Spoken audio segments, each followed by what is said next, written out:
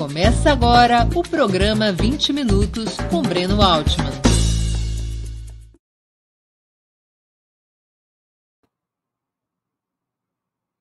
Bom dia.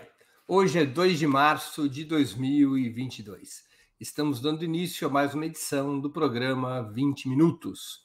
Nosso entrevistado será Douglas Belchior, uma das mais importantes lideranças do movimento negro brasileiro.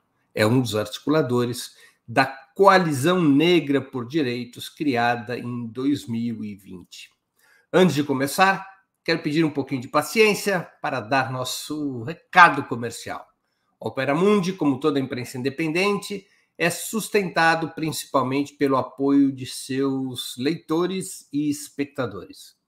Sua contribuição financeira é decisiva para nossa manutenção e desenvolvimento, ainda mais em um ano tão decisivo e difícil como 2022. Há 5 formas possíveis de contribuição. Você pode se tornar assinante solidário de Opera Mundi em nosso site, com uma colaboração mensal permanente. Basta acessar o endereço operamundi.com.br/apoio. Vou repetir, operamundi.com.br/apoio. A segunda forma de colaboração. Você pode se tornar membro pagante de nosso canal no YouTube. Basta clicar na opção Seja Membro. Em nosso canal, nossa plataforma, está nesse momento diante dos seus olhos e escolher um valor que julgue adequado. Terceira forma de colaboração. Durante a transmissão de nossos vídeos, você poderá contribuir com o Super Chat ou Super Sticker. Normalmente, apenas as perguntas acompanhadas pelos Super Chats ou feitas por membros pagantes de nosso canal no YouTube são lidas e respondidas durante o programa ao vivo.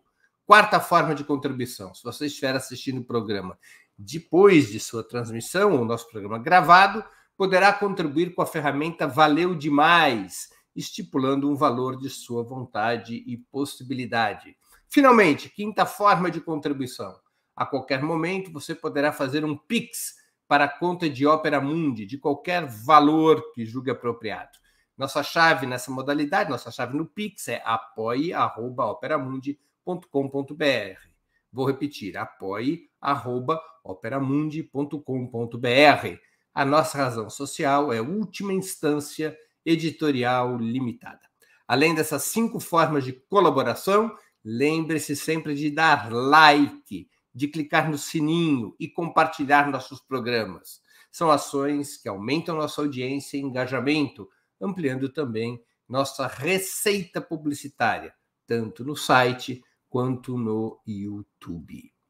Bom dia, Douglas. Muito obrigado por aceitar nosso convite. Uma honra ter sua presença no 20 Minutos. Querido Breno, mais uma vez, obrigado pelo convite. É uma honra estar aqui com você para essa conversa. Douglas, na entrega de um dos pedidos de impeachment de Jair Bolsonaro, você afirmou que nem na mais pessimista das previsões a gente imaginava chegar neste ponto de aprofundamento do genocídio negro. Por que essa afirmação tão forte? Breno, corriqueiramente, habitualmente, a vida da população negra, e aí eu inverto o argumento, mesmo nos melhores momentos da República, tem um grande companheiro, teórico, escritor, ativista, chamado Mário Teodoro, se depois puder fazer uma pesquisa sobre ele, e é um cara que trabalhou, inclusive, no primeiro governo Lula, na CEPIR, né, na Secretaria Especial para a Promoção da Igualdade Racial. Ele tem um estudo que mostra, inclusive, Breno, um estudo promovido pela Perseu Abramo, em que ele relata que no melhor momento econômico dos 2 governos Lula, momento de maior crescimento, aquele momento em que uma quantidade exponencial e absolutamente considerável dos mais pobres avançam socialmente, diminuição da pobreza, entre os negros há um aumento da pobreza. Então, naquela curva ascendente de melhoria de condições sociais e econômicas no Brasil, um dos melhores momentos da história da República, para os negros não foi tão bom assim. Pelo contrário, você tem um aumento, a participação das pessoas negras entre os 10% mais pobres aumenta. Então, é necessário perceber que, exatamente, Mário Teodoro está aí, grande parceiro, irmão, referência para o movimento negro no Brasil. Então, ele faz esse relato em cima de dados objetivos e empíricos. Então, se nos melhores momentos a população negra é aquela que é menos afetada pelas benesses da conjuntura, pelos avanços sociais, nos piores momentos é essa população que mais vai sofrer, porque, majoritariamente, quem mais depende do Estado para sobreviver, Breno, sabe disso, são os mais pobres. E, no caso brasileiro, a pobreza tem cor, e a gente tem população negra, é o maior alvo da negação dos direitos por parte do Estado, e o principal alvo da repressão, também promovida pelo Estado, e, consequentemente, também alvo das narrativas de aumento de violência, de naturalização da violência. Isso tem atingido, sobretudo, os mais pobres. Numa pandemia ou num governo explicitamente comprometido com sentimentos e valores fascistas, não seria difícil, infelizmente, essa afirmação. Douglas, antes da gente continuar, algum probleminha no seu som? Talvez um mau contato do fone de ouvido? E agora? Será que melhorou? Não? Continua uma... Ai, caramba. Vamos tentar resolver tirar... aqui. Se você... Vou tirar o fone. O que aconteceu? Melhorou ou não? Mas tem que tirar, acho que... Você está no computador ou no celular? Caramba. Acho que agora melhorou. Melhorou, Breno? Tá me ouvindo bem? Não, continua com o mesmo problema. Bom, você está no celular ou no computador? Não, estou no computador. Agora melhorou ou não? Não, ele faz uma... Quando você mexe, assim. Oi, de novo. Eu vou no paralelo entrar pelo celular para ver se melhora, tá bom? Tá bom, combinado.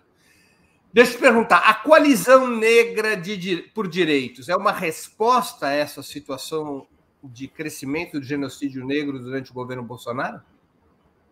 Bom, a coalizão é uma experiência de articulação nacional de movimentos negros que não é nova historicamente, né? Em momentos importantes da história brasileira, início do século XX, nós tivemos na década de 30 a Frente Negra Brasileira respondendo à necessidade daquele momento de a população negra ser considerada como parte da sociedade nova que surgia ali com a República, com a industrialização, a reivindicação mais recuada possível, que era ser parte da classe trabalhadora, o que era negada à população descendente de escravizados e também escravizados. Depois a gente tem, no final da ditadura de 64, ali nos últimos anos, em meio às grandes campanhas por anistia, mesmo ali no final da década de 70, a organização do Movimento Negro Unificado, que é mais um grande guarda-chuva naquele momento histórico importante de reorganização da sociedade, de luta contra a ditadura e de reconstrução de democracia, entre aspas. E agora, nesse momento radical também da experiência com Bolsonaro no poder, a necessidade de uma grande frente para lutar pelos direitos essenciais à vida, uma vez que Bolsonaro eleito, ele não foi eleito para fazer um governo de surpresas. Ele enunciou que seria o governo dele o tempo todo na sua narrativa, nos seus discursos políticos. E estava presente no discurso de Bolsonaro os seus alvos. Bolsonaro enunciava seus alvos prioritários, né? LGBTQIA+, mulheres, população indígena, povos indígenas, população negra. Então, de maneira que, sem dúvida, foi uma ação importante para esse momento de articulação e organização do movimento negro para reagir e de alguma maneira, superar esse momento. E é o que nós acreditamos que vamos dar conta, viu, Breno? Superar esse momento trágico. Quer dizer, a Coalizão Negra por Direitos, ela, portanto, unifica uma série de movimentos negros que já existiam. O que houve foi uma mudança, digamos, do patamar de articulação. Exatamente. É um avanço. Organizações que têm décadas de atuação, como o SEDEMPA, no Maranhão, 40 anos, o MNU, 43 anos, GNDE e CERT, 30 anos, se unindo a organizações negras dessa nova safra, desse novo período. Organizações de 10 anos e coletivos que surgiram nos últimos 5, 6, quando o debate sobre racismo no Brasil tomou a mesa, né? Ocupou um novo patamar também de discussão pública. Por que você acha que é tão importante para Bolsonaro recrudescer o racismo? o racismo de Bolsonaro se traduz em votos? Olha, ele mobiliza muito a base social dele, você não tem dúvida. Sempre que, aliás, dos conservadores, do Bolsonaro, mas do conservadorismo como um todo. Eu vou dar um exemplo que hoje não é mais base do Bolsonaro, mas serve como um parâmetro. O Kim Kataguiri se enfiou num debate há 2 semanas atrás, se acompanhou, quando ele fez a defesa da articulação nazista no Brasil, falou aquele monte de bobagem. Muito bem, então ele estava como alvo exponencial de toda a imprensa, colocando ele como alguém que faz apologia ao nazismo. Como é que ele fez para fugir do assunto, especialmente para a base dele, Breno? Ele recuperou um projeto de lei que sugere o fim das cotas raciais nas universidades e plantou uma notícia dentro do site da Câmara Federal. Um projeto de lei protocolado em 2011, totalmente fora de propósito, sem nenhuma repercussão. Ao plantar essa notícia no site da Câmara, ele desvia as atenções e mobiliza a base dele.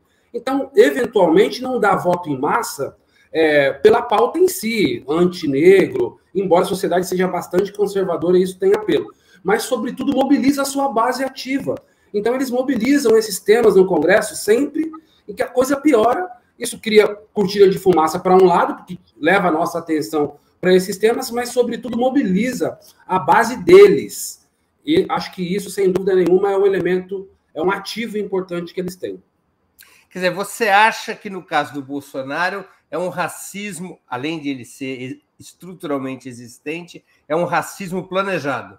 Sem nenhuma dúvida. E mais ainda, Breno, veja você, você que eu acompanho você há muitos anos, viu, Breno? Saiba disso. E eu fui formado, eu fui do PT muitos anos, muito jovenzinho, a partir dos 17 até os 24. E então eu fui formado ainda numa herança política, cultural, num caldo de cultura dos anos 80, né? Que se tinha como principal ativo mobilizador da militância a luta por democracia, a contestação à ditadura, a valorização de elementos de valores socialistas, a construção de uma sociedade mais justa, do avanço da democracia no Brasil, do direito a voto, da eleição de parlamentares ligados a grupos trabalhadores, da construção de partido que dialogue com as causas e com os trabalhadores no Brasil. Esses eram os elementos ativos de mobilização dos afetos das pessoas. Eu tive uma professora, que é uma grande amiga ainda hoje, a Conceição Ribeiro, que ela falava, Breno, que no final da década de 70, elas faziam bolo em casa e iam vender na feira para levantar recurso para o Partido dos Trabalhadores. Olha que coisa incrível, né? Então, o que eu penso sobre a nossa agenda?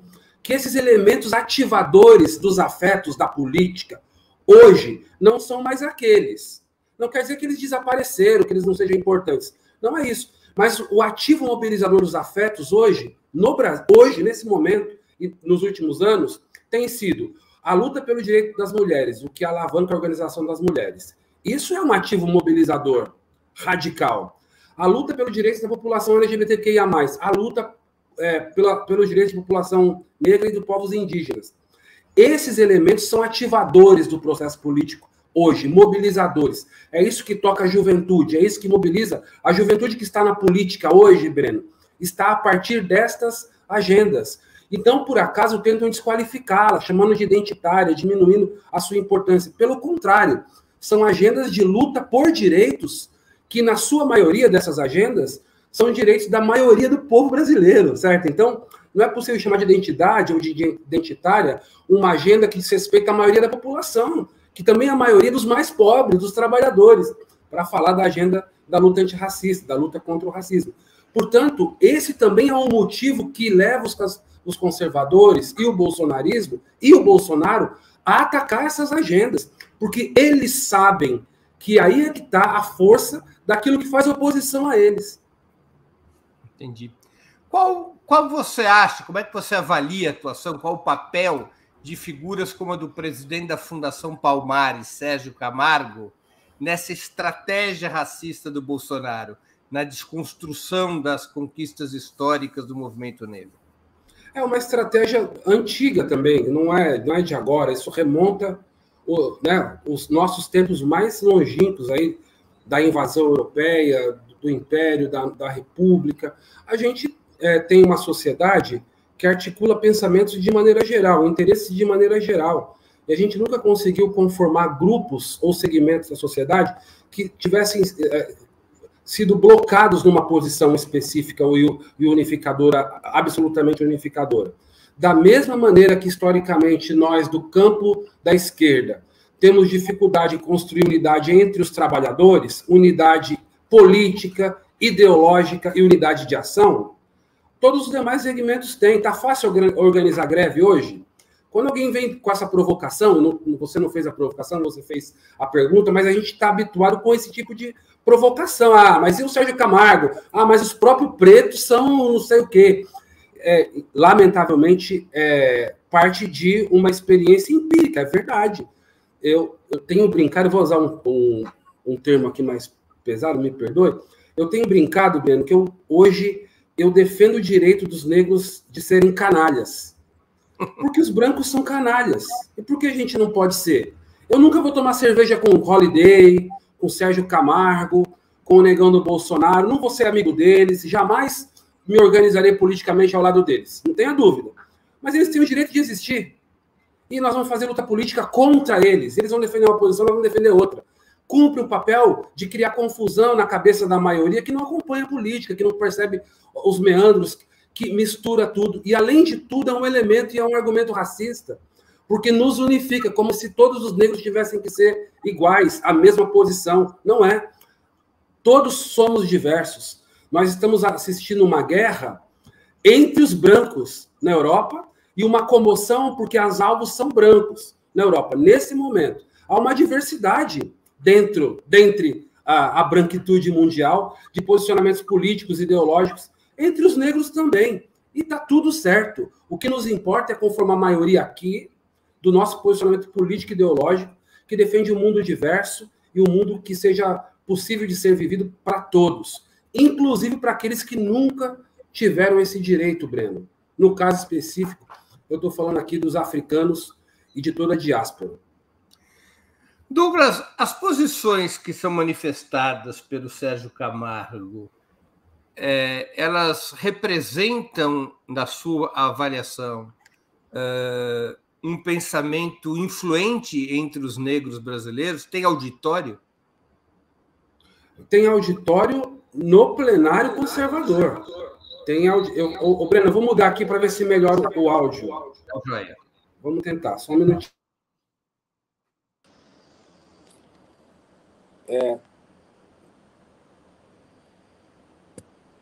Perfeito, melhorou o áudio. Melhorou? Melhorou. Sumiu o ruído. Perfeito, olha só que beleza. Obrigado, gente.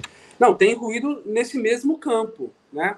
E existe um discurso, a formação de um discurso radical, liberal, de valorização do indivíduo, que é o próprio espírito da lógica capitalista que nos acompanha desde sempre e que sempre foram elementos ideológicos que nós combatemos, Breno. A ideia do individualismo, a ideia de que você pode ser empreendedor da sua própria vida, da sua própria carreira, a ideia de que o Estado tem pouco lugar ou deveria ter pouco espaço na vida das pessoas.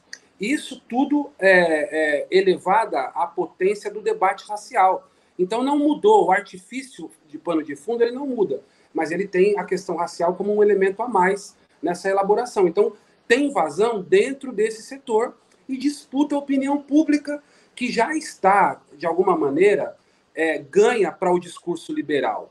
Então, a principal argumentação, e eu dou isso como exemplo prático, contrária às políticas de cota racial nas universidades, qual foi? Sempre foi o debate da meritocracia, certo? Qual o principal argumento de pessoas negras conservadoras aliadas ao bolsonarismo? De que as nossas proposituras, elas são mimizentas, para usar o termo da moda, certo? E elas diminuem ou desfazem da capacidade dos indivíduos, de maneira que fazem eles de coitados, assim, vou usar esse termo chulo também, ao necessitar de uma política de Estado que o garanta direitos. É o debate da meritocracia, que está elevada ao debate racial hoje e que tem, sim, alguma plateia, sobretudo no campo mais conservador, mas que encontra também ressonância no senso comum, nas ideias que estão mais espalhadas e que, infelizmente, não são as nossas. Né? Douglas, de um ponto de vista histórico, muitos têm a percepção, o estudo, a análise de que o movimento negro nos Estados Unidos, apesar da população negra ser inferior a 13%, o movimento negro dos Estados Unidos adquiriu uma densidade, uma identidade mais rapidamente, com maior profundidade do que o movimento negro num país como o Brasil, no qual os negros compõem uma parcela substancial da população, muito maior do que nos Estados Unidos. Por que você acha, primeiro, se você acha que há efetivamente essa diferença de ritmos de organização aqui nos Estados Unidos, para ficarmos com esse exemplo, e se houve essa diferença de ritmos, qual a razão? Ontem, estava assistindo o discurso do Biden, né? Num momento chamado Estado da União. Assisti quase todo. E o que foi possível observar ali? Ali, eu conheço pouco, mas era uma plateia absolutamente qualificada, né? Parlamentares, sobretudo, e impressionante assim, a presença negra ali no altíssimo escalão do Congresso americano e dos que cercam Biden. Então, talvez seja um bom exercício, na comparação, para primeiro responder sim para a sua primeira pergunta. Você tem uma diferença no resultado. Né? Você tem uma presença, apesar de ser proporcionalmente muito menor a população negra nos Estados Unidos, a presença negra nas diversas esferas da sociedade estadunidense é visível e é muito maior do que aqui. Então, nesse sentido, sim. Os porquês disso a gente precisava de mais tempo para discutir, porque o processo de desenvolvimento do racismo e dos seus resultados nos Estados Unidos é muito diferente. Também porque a história do desenvolvimento da escravidão foi diferente. Então, você tem diferenças históricas que explicam isso. Sueli Carneiro, uma vez grande filósofa brasileira, referência no movimento negro, ela disse o seguinte, olha, uma vez me comentou o seguinte, claro que o apartheid é terrível, qualquer sociedade que vive apartheid, separação, as leis de Jim Crow, como foi nos Estados Unidos, é terrível, mas ao separar os segmentos, você reconhece a existência deles. Então, esse raciocínio é importante. No caso brasileiro, você não teve leis de separação formal. Pelo contrário, você tem uma dinâmica política, social, cultural e histórica de negação da humanidade do segmento, da existência, da importância dele. Nos Estados Unidos, ao separar, é terrível, é lamentável, é violento, mas você garante, ao mesmo tempo, o direito à existência. Então, ao separar, a comunidade negra pôde, por exemplo, constituir suas próprias estruturas e instituições, separadas, é verdade, mas elas existiram. Então, por exemplo, grandes instituições negras, seculares hoje nos Estados Unidos, que servem de amparo para a população negra, de prestação de serviços sociais, de participação política nos partidos, porque a comunidade negra sempre foi muito ativa lá, ou seja, considerada. Precisa lembrar que no Brasil a gente teve a experiência da Frente Negra, Breno, a partir de São Paulo, na década de 30, os governadores chamavam representações da Frente Negra para reuniões, construíam as eleições consultando a comunidade negra organizada. E não tinha nada de progressista nisso, nada disso. Então, você tem ali a construção de um partido negro que vai ter fim, vai ser caçado pelo Estado Novo na década de 30, e depois nunca mais a gente consegue repetir uma coisa parecida no Brasil. Veja. Então, houve um desenvolvimento dos processos lá, em que a comunidade negra, apesar de pequena, ela conseguiu consolidar suas instituições e fazer valer suas reivindicações nos espaços de poder. Agora mesmo, eu vou, no final, sugerir um livro que conta uma história incrível de uma pessoa ex-escravizada que chegou ao Senado nos Estados Unidos. Esse tipo de história a gente não tem aqui, ou o que tem é absolutamente invisibilizado e diminuído. Então, há essas diferenças porque os processos são diferentes. Agora, isso resulta numa condição de vida real totalmente diferente para a comunidade negra americana? Não. Aí também tem um elemento importante, porque aí reforça e reafirma o que o nosso campo do movimento negro reivindica. Essa história de representatividade apenas para que existam nos lugares pessoas negras não necessariamente resolve problemas. E o grande exemplo também é os Estados Unidos. Porque o fato de ter pessoas negras ocupando lugares de destaque, numa proporção comparada ao Brasil muito maior, não significou melhores condições de vida para o povo negro americano, que é a base social da pirâmide, que é aqueles que concentram a população nas carceragens, é a maioria dos presos, dos violentados pela polícia, dos desempregados, numa sociedade que já garante pouquíssimos direitos. Então, a população negra é também lá aquela que é a maior alvo das desigualdades. Quer dizer, então, isso representação, né, os problemas, né, Breno? Por isso, discutir a questão racial como um elemento estruturante das relações no Brasil e discutir desigualdade a partir do lugar onde está a população negra é fundamental. O nosso discurso de desigualdade, de enfrentamento à desigualdade, de justiça, de igualdade, precisa considerar o que nós somos historicamente enquanto país. E esse argumento, ou a construção desses argumentos, mesmo no nosso campo, tem deixado a desejar. Quer dizer, a representação e a diversidade por si só, elas podem levar pura e simplesmente à cooptação. Ela precisa vir acompanhada de um debate estruturante da sociedade, do reconhecimento de que está aí as raízes do problema. Isso no caso brasileiro. E não é assim que é sugerido. Claro. Eu não vou aqui desqualificar as iniciativas e diminuir a importância de a gente ter pessoas negras em todos os segmentos. É importante, é necessário, é fundamental e preciso. Agora, isso por si só resolve os problemas? Não. No caso dos Estados Unidos, não altera uma vírgula o discurso imperialista. Então, vamos partir das experiências, né? Claro, claro. Douglas, qual que deve ser, na sua opinião, a política geral do movimento negro em 2022? Cerrar fileiras com Lula e cobrar que a candidatura dele adote posições firmes contra o genocídio negro, especialmente nas áreas de segurança, saúde e educação? Breno, o movimento negro não existe, né, no singular, ele existe no plural, é diverso.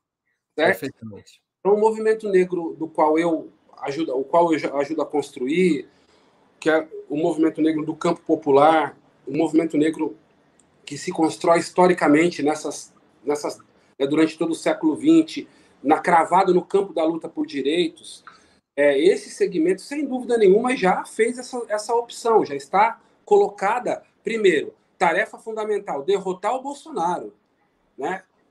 Por todos os meios necessários,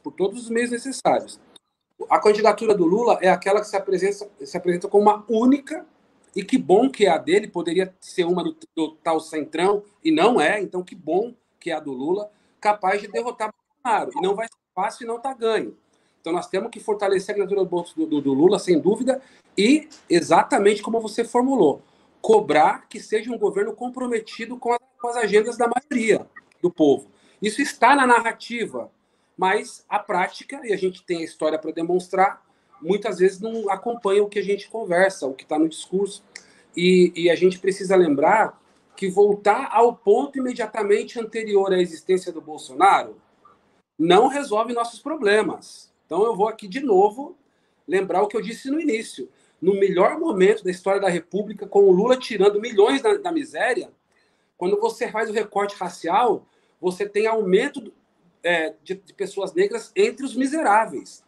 Então, não é voltar ao ponto imediato à não existência do Bolsonaro na presidência. É fazer com que, nesse momento histórico, a gente possa avançar passos que a gente não deu antes. Essa é a cobrança que o movimento negro deve fazer. Antes de continuarmos, eu gostaria de anunciar o 20 Minutos Internacional, amanhã, quinta-feira, dia 3 de março, às 11 horas da manhã.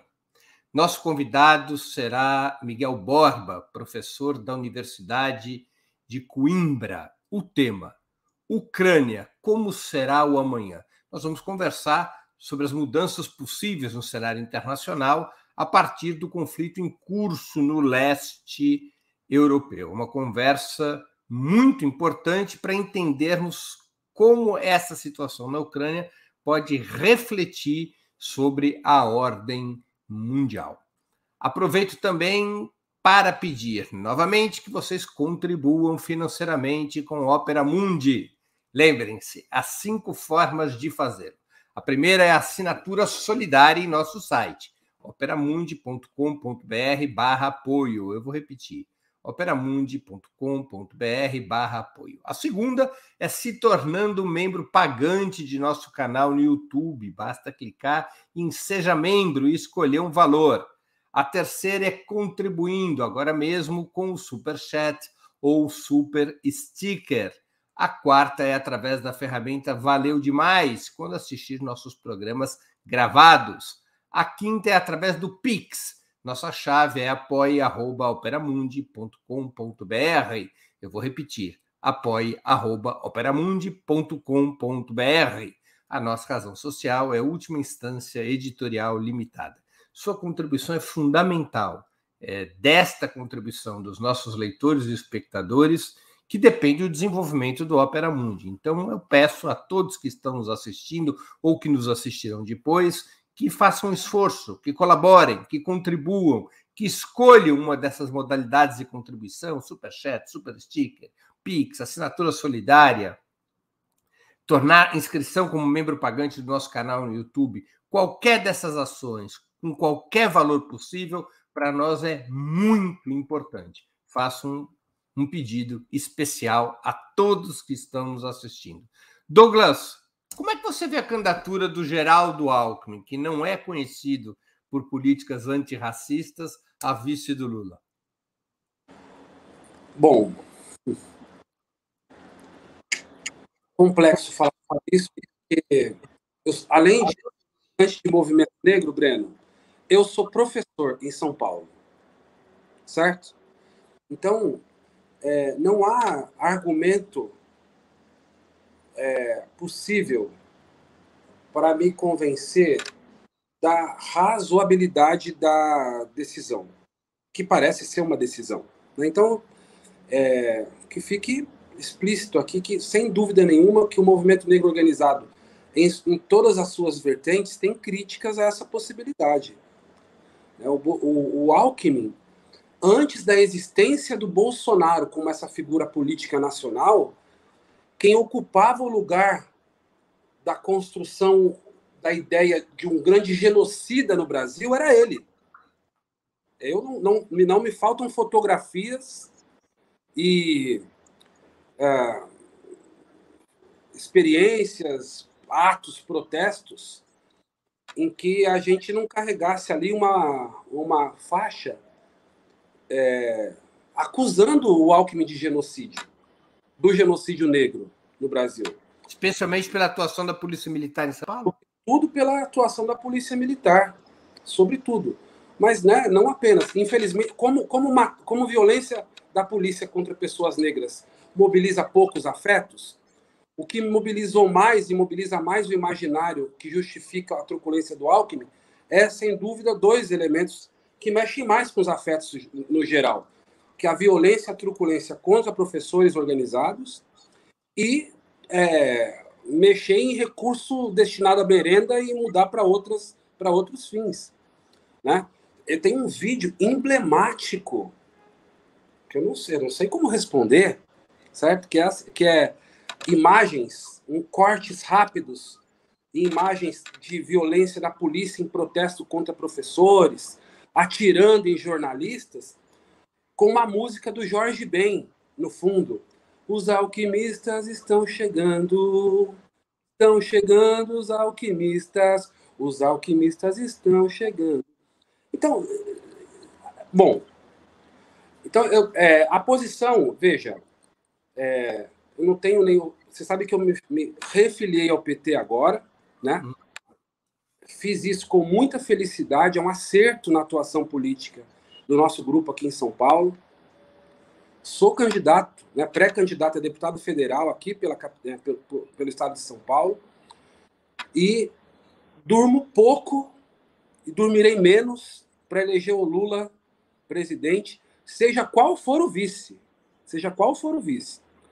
Agora, se confirmar o vice Alckmin, um debate é o que significa Lula, outro debate é o que significa Alckmin.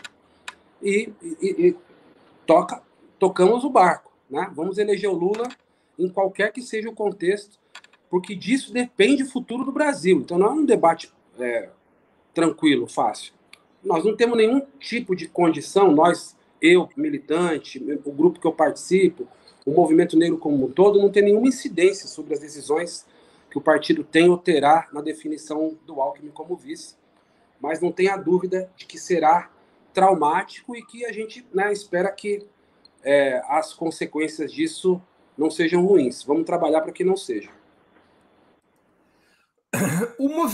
Os movimentos negros dialogam com outras candidaturas de centro ou mesmo de direita? Ou seja, há movimentos negros que amparam outras candidaturas que não a do Lula?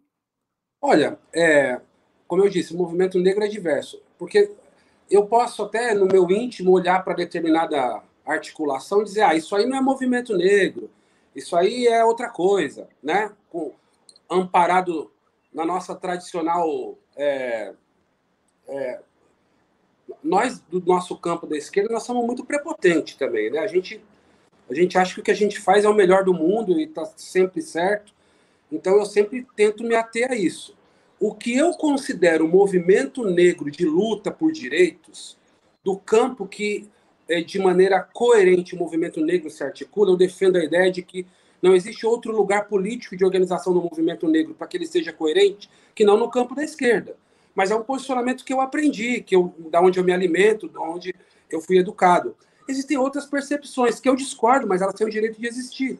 Então, há outras articulações de pessoas negras que, no campo de influência do Ciro Gomes, por exemplo, né, certamente você tem, não é movimento organizado, coletivo, de base, mas você tem pessoas negras que justificam posicionamentos mais conservadores.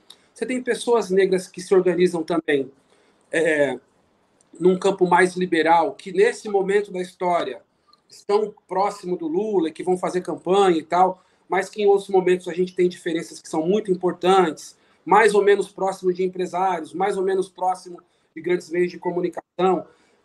Como é que eu vou desconsiderar a existência? Existe lá, tomara que esteja do nosso lado.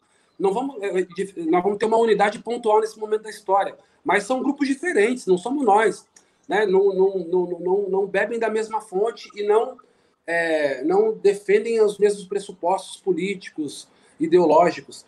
Então, existem, sim, a gente respeita. Espero que a maioria esteja, no final das contas, fazendo a campanha do Lula para derrotar o Bolsonaro, e o que nós temos de diferenças que a gente trate depois da vitória, certo? É possível imaginar que a bancada de esquerda na Câmara dos Deputados contará com mais eleitos negros neste ano, repetindo-se o fenômeno que elegeu diversos jovens negros para as câmaras de vereadores em 2020? Eu espero que sim, trabalhamos para sim. A própria Coalizão Negra por Direitos, a articulação nacional, deve empregar e deve lançar em público fortes campanhas pelo voto negro e pelo voto antirracista, que são coisas diferentes. Não queremos que apenas os negros votem em pessoas negras. Queremos que você, Breno, como um homem branco, seja um agitador político da importância de candidaturas negras ligadas ao movimento negro, Breno. Isso também é uma boa discussão. Não basta votar em candidaturas negras e não basta eleger pessoas negras para o Congresso Nacional por si só. Não. Nós precisamos de, sem dúvida, a representação negra no Congresso, pessoas negras que se pareçam comigo, com a minha mãe, com as minhas irmãs no Congresso, precisamos, mas elas precisam estar alinhadas politicamente ao que nós defendemos. Logo, é preciso eleger lideranças negras ligadas ao movimento negro de luta. E nós estamos trabalhando para isso, é um trabalho permanente, consistente, de muitos anos, que deu resultado nas últimas 2 eleições, resultados positivos, e que a gente espera que esse ciclo continue agora com a eleição, quem sabe, de uma bancada negra para o Congresso Nacional. Assim como a bancada evangélica, as bancadas que nos fazem de alvo, nós temos que ter lá a nossa bancada, uma bancada de luta do movimento negro, uma bancada de defesa de direitos das agendas do movimento negro, uma bancada também, as figuras e lideranças do movimento negro, fortalecer a bancada de esquerda, a bancada que defende direitos humanos, a bancada que vai fazer o debate sobre política de segurança pública no Congresso Nacional, a bancada que vai discutir economia e todos os temas que são gerais no Brasil e que normalmente o movimento negro fica alheio, né? Não é convidado para discutir os grandes temas, quando são os grandes temas os responsáveis por jogar a população negra, né, nessa situação deplorável de condições de vida que ela experimenta. Douglas, a ideia da coalizão negra é lançar uma lista de candidatos negros? Exatamente, é o que faremos. Teremos uma lista nacional com candidaturas ao Congresso Nacional e às Assembleias Legislativas. Que podem estar em distintos partidos. Hã? Que podem estar esses candidatos em diferentes partidos. Sim, a unidade e a agenda do movimento negro. Serão candidaturas nos diversos partidos do nosso campo. PT, PSOL, PCB... PSB, até na rede, é isso. São lideranças negras que têm história no movimento negro, que têm compromisso com a agenda e que estão candidatos por diversos partidos de acordo com a realidade de cada estado dentro desse nosso campo, vamos chamar assim, progressista, né? Entendi. Você tem acompanhado o caso do vereador Renato Freitas, de Curitiba, ameaçado em seu mandato por realizar um protesto contra as mortes do congolês Moise Kabagambi e de Durval Teófilo Filho? Sim, o Renato é meu amigo, a gente se conhece há muitos anos. Somos jovens, ex-jovens da mesma idade, né? Praticamente. Conheço ele de muitos anos, desde que ele era estudante ainda, e acompanho o trabalho dele na Câmara, acompanhei as prisões arbitrárias que ele sofreu há tempos atrás, 2 ou 3. Ele é perseguido sistematicamente, tá? Esse último fato chama a atenção nacional, acaba virando um argumento também dos mais conservadores e tal, mas ele caminha ali sempre no limite do que os brancos consideram decoro. Porque a nossa presença nesses espaços, por si só, ferem o decoro habitual da tradição política brasileira. A presença de um cara de Black Power do hip hop numa casa legislativa, para os olhares conservadores, é uma quebra de decoro em si. E aí, quando abre a boca, radicaliza na quebra de decoro. E aí, quando tem uma posição pública diferente, então é disso que se trata. Mais do que isso, a Ana Flávia, que é uma historiadora importante, liderança do movimento negro, professora da UNB lá da Bahia, ela diz, da UNB em Brasília, ela fala isso, ela diz, olha, o que tentam fazer com o Renato é a radicalização do que tem sido feito na perseguição política a várias lideranças negras que foram eleitas no último período. É um avanço, inclusive como decorrência da própria morte de Marielle, dessa agenda de tentativa de desqualificação permanente da presença negra nos espaços de poder. É como uma mensagem que manda ao mundo, vocês aqui dão errado, vocês aqui não servem, vocês aqui não sabem se comportar, vocês aqui não cabem.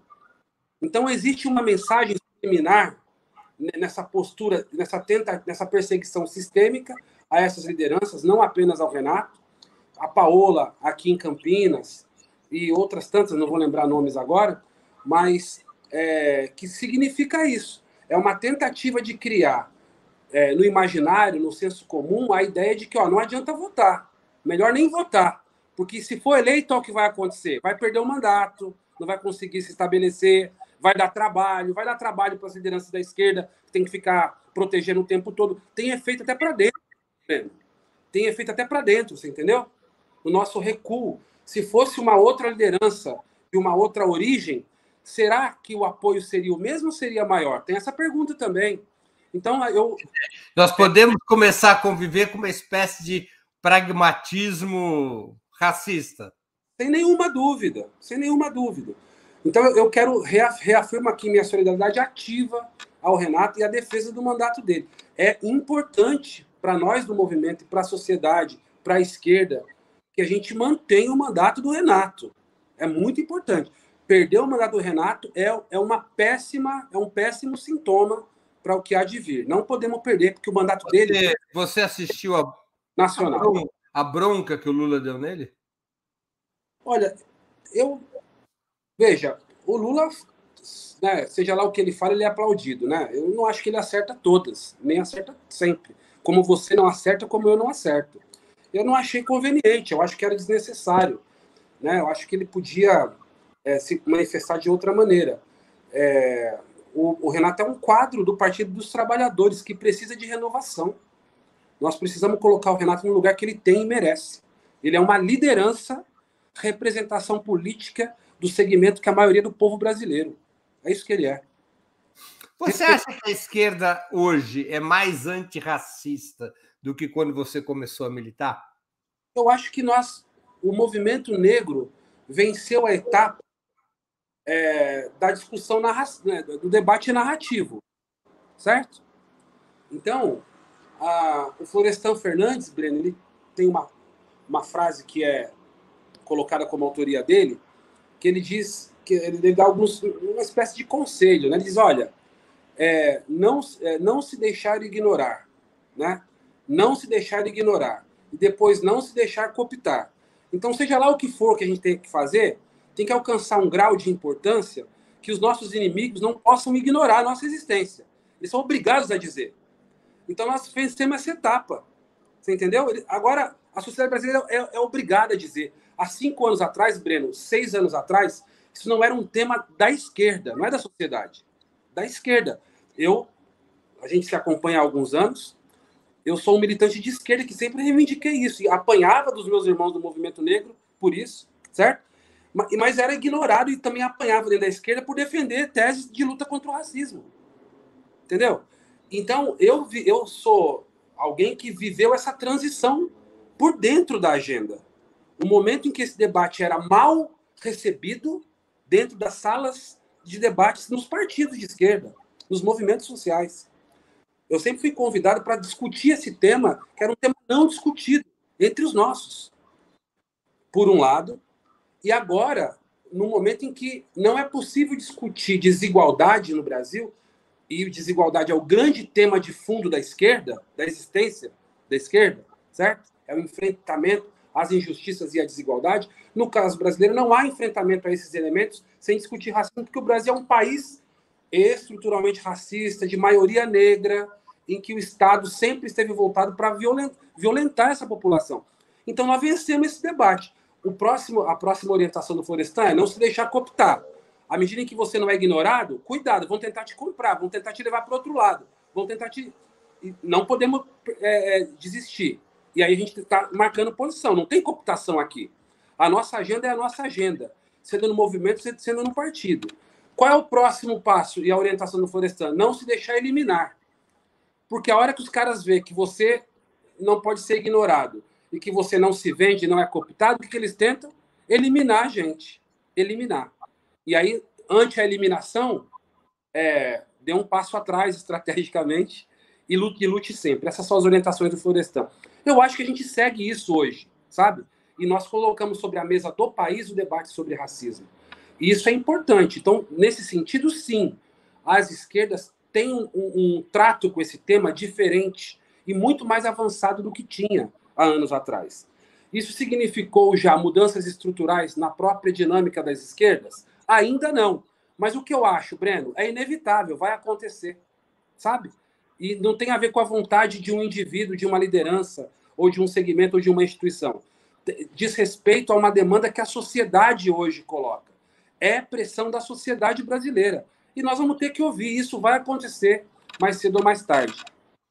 Eu tenho uma impressão, me diga se ela está certa ou errada, de que os movimentos negros tem uma faixa de idade abaixo dos demais movimentos sociais. É um movimento de juventude negra. Está errada essa minha impressão?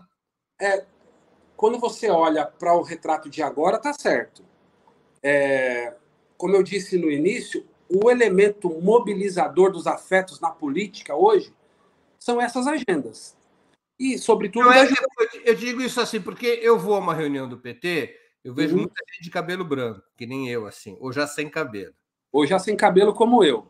Opa, eu vou a uma reunião de sindicalistas, cabelos brancos, barriga grande, já sem cabelo.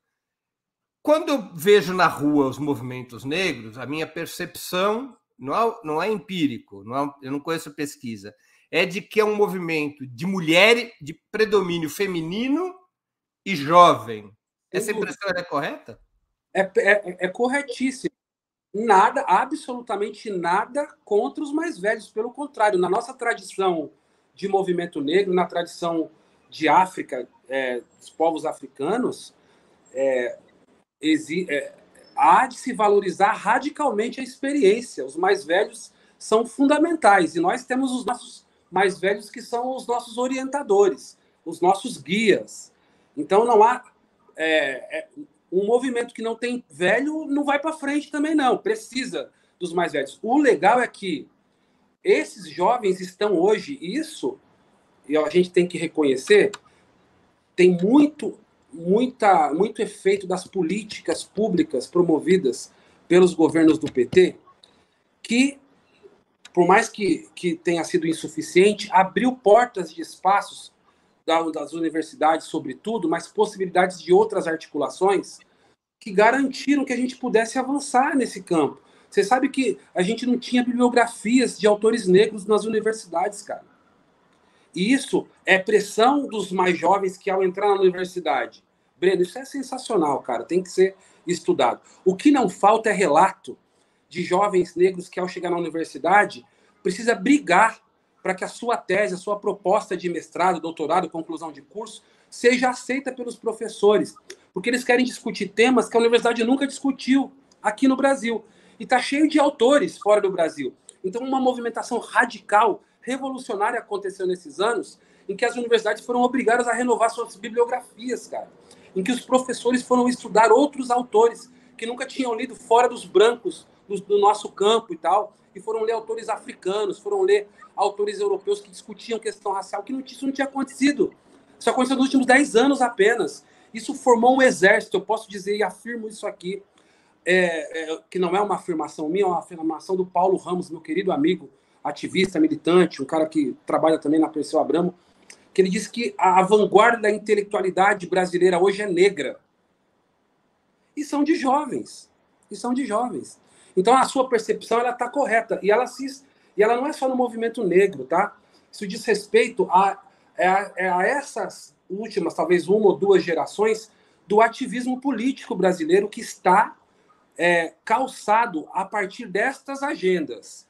Então, quando você olha o movimento de mulheres, também tem sido assim. E o movimento social fora do lastro mais tradicional, Breno, também está assim. Movimentos comunitários, movimentos de organizações de base, eu ajudo a articular a coalizão, que é no país inteiro, cara, é 90% de lideranças de mulheres. E de mulheres negras. Então, isso está dado na base social do nosso campo. E isso precisa subir. O que é que pode impedir essa subida? O racismo. Certo? Como é possível a eleição de um sujeito com as características do Renato Freitas, se não esse espírito, essa base social radicalizada? Agora, como é que faz para ele subir? Ele vai ser rejeitado nos espaços, Breno, sem dúvida. Assim como a Marielle foi, que fizeram com ela, assassinaram ela. Nós somos rejeitados em todos os espaços, sobretudo nos de poder. Então, qual é o papel da esquerda ampliada? Defender essa existência. Nos acertos e também nos erros, porque não faltam erros na esquerda, erros dos brancos, e eles se saem muito maiores sempre. Por que quando a gente... Eu não estou nem aqui discutindo o que o Renato fez, hein? Porque há quem diga que foi acerto, há quem diga que foi erro, mas pouco importa. O que importa é, temos que defender o mandato dele. Se eu for começar aqui aos meus 60 anos, listar os erros que a minha geração cometeu, eu vou precisar de um dia inteiro só para fazer a lista. Não é verdade? Pô, cara, isso que a gente considerar que foi erro. Eu não considero, hein? Eu não considero. E não estou sozinho. As principais lideranças religiosas católicas do nosso campo estão defendendo o Renato. E a esquerda não vai defender? É isso mesmo? Ah, por favor, né? Ô Douglas, deixa eu te fazer uma pergunta. A organização mais emblemática do movimento negro norte-americano, que foram os Panteras Negras, eles tinham uma cultura socialista, marxista, anticapitalista.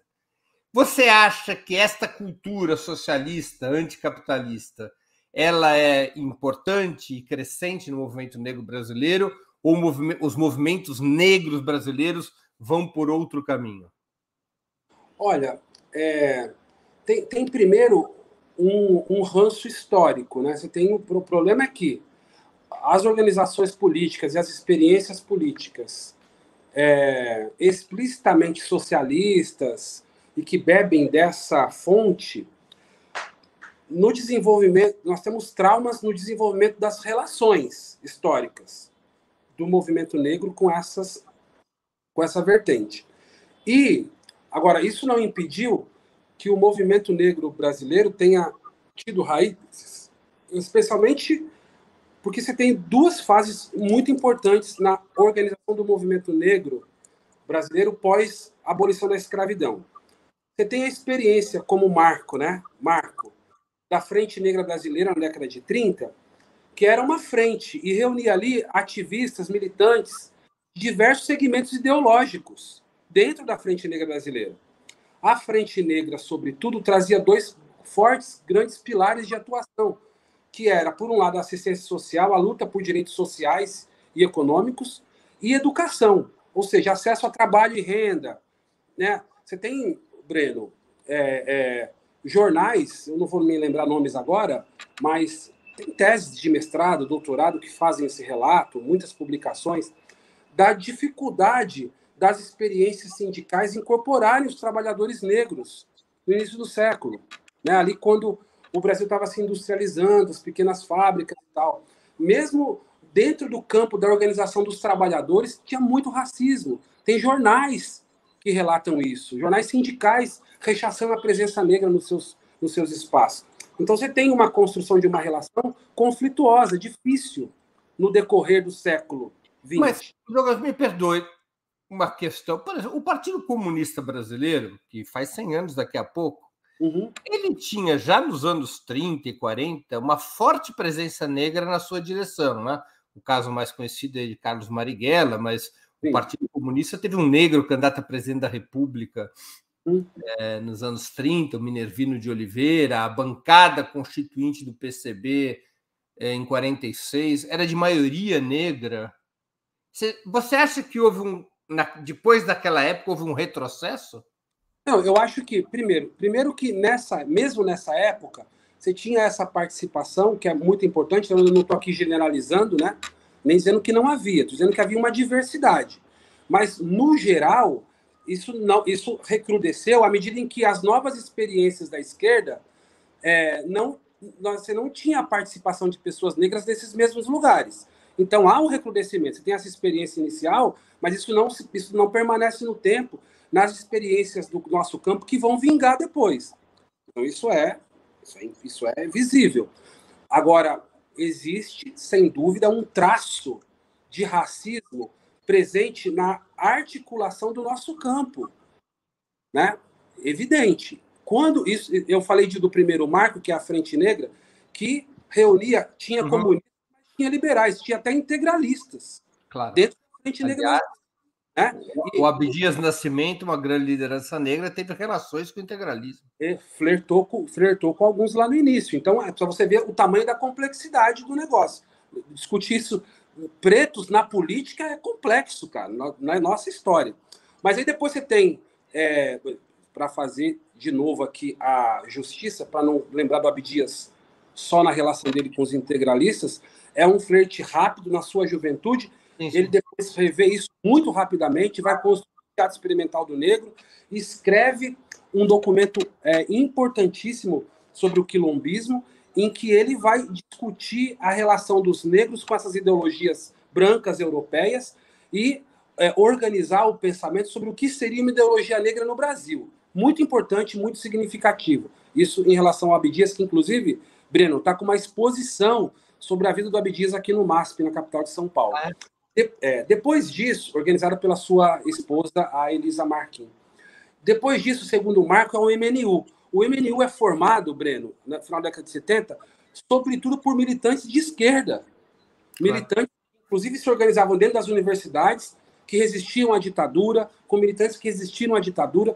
Então, o movimento negro ressurge no final da década de 70, absolutamente dentro do nosso campo, com lideranças importantíssimas. Vivo, hoje, Milton Barbosa, e, para citar um outro nome muito importante, Alélia Gonzalez, no Rio, e um camarada chamado Hamilton Cardoso, importantíssimo, de esquerda, um jornalista radicalizado. E essas lideranças e o trato dos partidos com o movimento negro durante os anos 80 leva à fragilização dos movimentos, à cooptação das lideranças, ao enfraquecimento e à cooptação das agendas. Então, você tem essa movimentação acontecendo também. Você tem uma reorganização do nosso campo de esquerda, um crescimento. Isso não vai acompanhado do crescimento do movimento negro institucionalmente também e do fortalecimento das suas organizações. Isso não acompanha. E é preciso entender por que não acompanha. Então eu digo, para responder objetivamente agora a sua pergunta, que há um lastro de desconforto com essas teses todas, e há um crescimento do pensamento liberal também, como é em todos os setores. Então, você tem, sim, um segmento importante discutindo a questão racial no Brasil hoje, que não estão nos marcos do enfrentamento ao capitalismo. Está nos marcos do empreendedorismo, do individualismo, está nos marcos de como é possível se estabelecer nesta sociedade sem questionar a sua estrutura desigual e o capitalismo. Existe, sim, e nós temos que disputar, assim como existe em todos os segmentos. Não é verdade? Em todos os segmentos, dentre os trabalhadores como um todo. Então, o movimento negro não é uma ilha isolada, ela está numa sociedade que é disputada pelo capitalismo, pela ideologia capitalista o tempo todo, em todas as suas dimensões. Nosso campo precisa ser fortalecido para que a gente possa discutir uma luta antirracista que seja anticapitalista, que perceba que as coisas se alimentam, uma retroalimenta a outra. Não existe racismo sem capitalismo, e o contrário também no caso brasileiro, até porque, e é uma formulação também no movimento negro norte-americano mais à esquerda, de que nós vivemos uma... Como é que é o termo? Mas é um termo que relaciona racismo com capitalismo racial. Esse é o termo, lembrei aqui. Capitalismo racial. À medida em que as estruturas do capitalismo em toda a América, elas se deram a partir de uma história de super opressão, e está lá nas veias abertas da América Latina, né? O termo eu acho bonito pra caramba. Está escrito lá que é o acúmulo primitivo do capital necessário à segunda revolução industrial advém dos 400 anos do estupro da América. E isso diz respeito a 400 anos de sequestro de milhões de africanos trazidos para cá para o trabalho compulsório. Então, não existe nem capitalismo se a gente desconsiderar o papel do debate racial nas suas bases. Imagina se não existe Brasil, cara. Claro. Douglas, estamos chegando ao fim dessa nossa conversa e eu queria te fazer duas perguntas que sempre faço a nossos convidados e convidadas antes das despedidas. A primeira pergunta: qual livro você gostaria de sugerir aos nossos, aos nossos espectadores? E a segunda: qual filme ou série poderia indicar a quem nos acompanha? Bom, eu vou sugerir 2 livros. Um escrito por Bianca Santana, jornalista, militante do movimento. Entrevistada por mim no dia 8 de março, terça-feira. Não podia ser melhor essa escolha. A grande liderança, e ela acabou de escrever, foi lançada há pouco tempo atrás, Continuo Preta. Esse livro aí que conta aí a vida da Sueli Carneiro, nossa grande referência histórica, Vivo e saudável, graças ao Oxalá. Leiam, comprem esse livro. E a segunda sugestão é um livro, Breno, é o primeiro livro que eu li sobre questão racial e tal. Eu era muito novinho, talvez 12, 13 anos.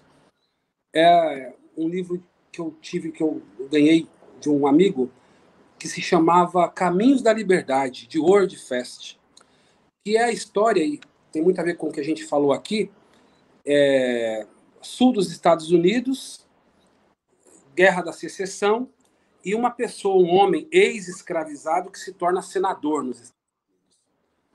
História espetacular. E que deu origem ao filme, né? Que deu origem ao filme. É maravilhoso. Howard Hess também escreveu um outro livro que é emblemático sobre a luta contra a escravidão, que é Spartacus. Spartacus. Cara, eu sou um leitor de Howard Hess. Um homem de esquerda, ele é um caso raro. Você sabe que ele tem origem na esquerda, ele foi para a direita na época da Guerra do Vietnã, e depois, no fim da vida dele, ele voltou para a esquerda. Voltou. É um caso raro de quem vai e volta. Normalmente quem vai não tem volta.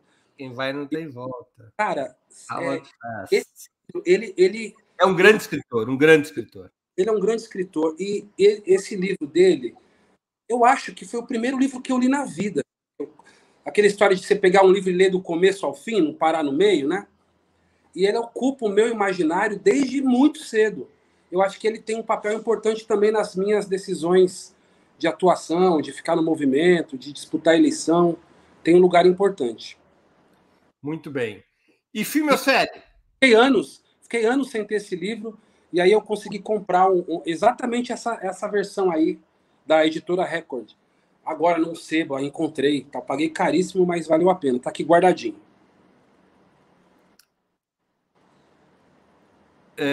Filme ou série?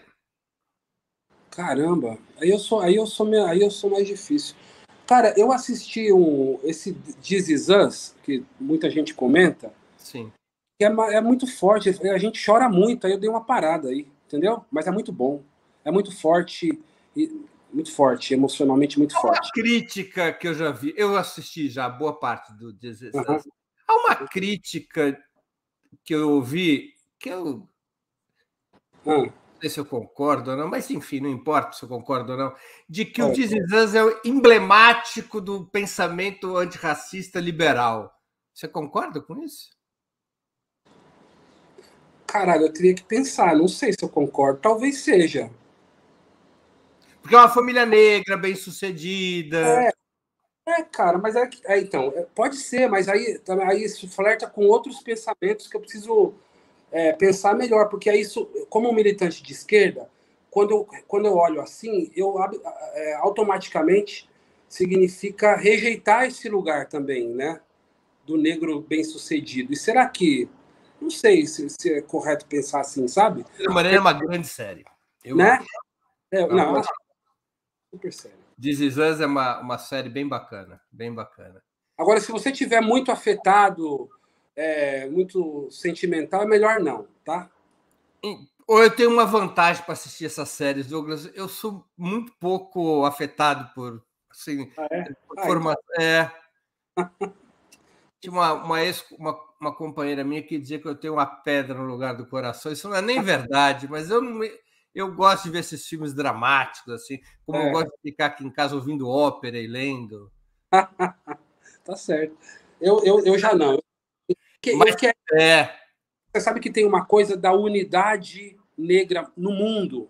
Isso também é muito trabalhado pelo Frantz Fanon, um grande psicanalista, escritor sensacional e tal, que é o seguinte: as dores dos negros na diáspora, Breno, elas tocam nos mesmos lugares, sabe? De maneira que um filme como esse, relatando a vida de uma pessoa negra, mesmo ele sendo uma pessoa negra bem-sucedida numa família, a gente se reconhece no papel daquele personagem, porque ele passa coisas que eu passei aqui no Brasil, sabe? Da minha vida de pobre no Brasil. E vários filmes, outras várias obras artísticas e músicas de negros de outros países, de outras experiências que não no Brasil, elas tocam os mesmos lugares. isso tem a ver com essa herança da violência escravagista nas nossas histórias, que unificam as dores e também as resistências, as experiências de dor e as experiências de resistências dos africanos em toda a diáspora, a experiência negra desse povo africano que se espalhou e a sua descendência pelo mundo afora. Então, são histórias que são similares, apesar de lugares tão diferentes, de vidas tão diferentes, de até culturas tão diferentes. Então, talvez por isso nos afete mais. Aliás, um dos cantores que eu mais gosto de ouvir, você que indicou o Howard Fast, e talvez tenha sido, na história do movimento antirracista dos Estados Unidos, uma das maiores expressões culturais, é o Paul Robeson. Sim. Um grande cantor. Outro estava ouvindo hoje de manhã.